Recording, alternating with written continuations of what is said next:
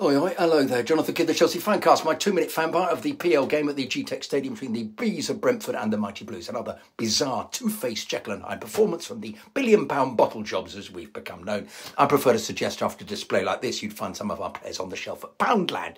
Certainly, in this weird game of bits where we played badly, then well, then badly, then well again, one of the bigger purchases, Enzo Fernandez, had a game to forget, was correctly the first to be subbed, in this case, for the suddenly new midfielder, Billy Whiz. Enzo had been peripheral and frequently gave the ball away, and it was easier not to. Axel Dishazy, despite scoring the equalising header late on, bewilderingly gave the ball away too, as he tends to. And then there was the enigma that is Nico Jackson. I can't quite believe that a comedy clown turn like him is leading the line for our great club. And yet, on 30 minutes, he nods in Malo Gusto's centre to make it 11 for the season. What the fuck?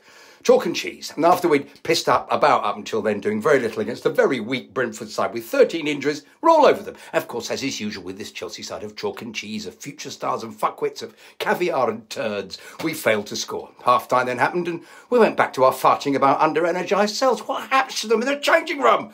The Bees pushed up on us, whereas in the first half they just sat back and relied on booting the ball up the pitch. But now they pressed, and as we know, we are feeble at dealing with the press. So 5 minutes into the second half, they score, and 20 minutes later they score again. For fuck's sake, cue disintegration of away support. Roman Abramovich, Bowley Yora, see you next Tuesday. Jose Mourinho and fuck off Mauricio are rolled out. And yet the subs Poch made actually worked. Sterling, despite being booed when he replaced Colwill, played as he was supposed to for his ludicrous wages.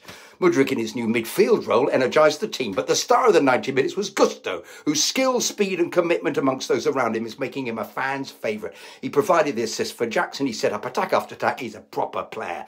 The slightly muted Palmer and he linked superbly and we scored, but should have won it. It's so difficult watching this lot. Up and down, too slow, then quick. Great moves ending in nothing.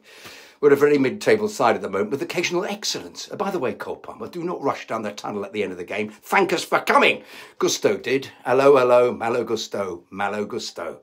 I'll be back on the Chelsea Fancast with Chidge and Guest on Monday, so make sure you listen on Mixler. Download it from Acast, all good podcast providers, or watch it on YouTube. Come on, Ukraine, and Anyo.